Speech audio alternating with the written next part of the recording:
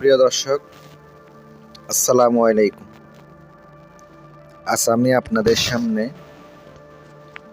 আপনার প্রেমিকা যদি চলে যায়, ধোঁকা দিয়ে থাকে, অথবা আপনার প্রেমিকা আছে অলরেডি, তাকে বাধ্য করবেন।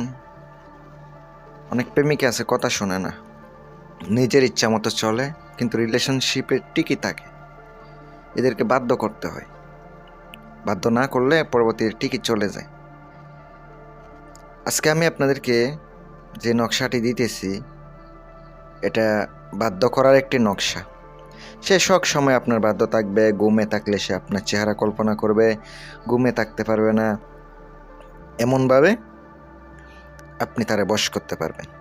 ঘুমাইতে গেলে আপনার চেহারা কল্পনা করবে, আপনার কথা স্মরণ করবে। আর যারা প্রয়োজনীয় কাজ করাইবেন, ফোন করবেন, স্ক্রিনে নাম্বার দেওয়া আছে, কল করবেন না, হোয়াটসঅ্যাপ ইমোতে নক করবেন, পাবেন।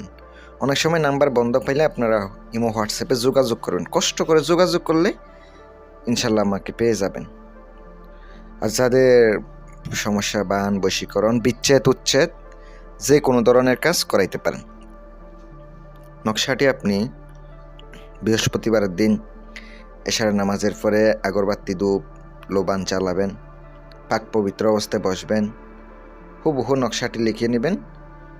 নকশার নিচে আপনার প্রেমিকার নাম, প্রেমিকার মায়ের নাম, আপনার নাম, আপনার বাবার নাম লিখে নেবেন। লিখে নেওয়ার পরে আপনি নকশাটি সুন্দর করে পেঁচাইবেন। 4 বাস করবেন। বাস করার পরে অবশ্যই দুরূদ ইব্রাহিম পড়বেন 11 বার, পড়তে পারেন। আপনি নকশাটি জাগ্রত করে নেবেন। তারপরে আপনি নকশাটি সুন্দর করে বালিশের নিচে, আপনি যে বালিশ আছে নিচে রেখে আপনি ঘুমাইয়া যাবেন। এভাবে নকশাটা ওখানে থাকবে।